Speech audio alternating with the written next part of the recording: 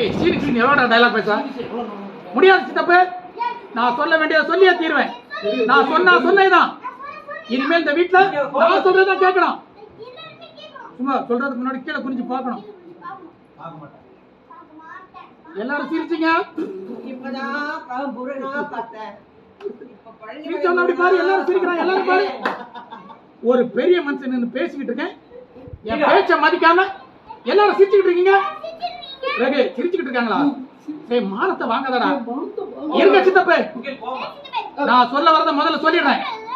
நான் சின்ன பையனா இருந்தாலும் பொறுப்பாதான் பேசுவேன். நான் எப்போ தலைமுடிய மாட்டேன்.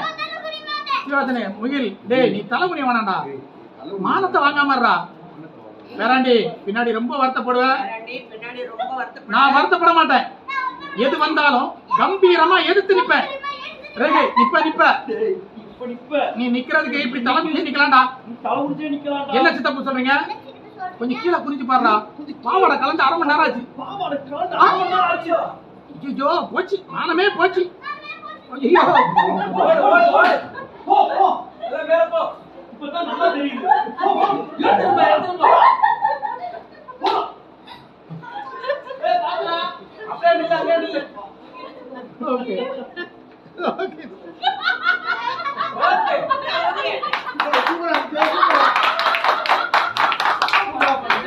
அங்க போய் போட்டு எடுத்துட்டு போனோம்.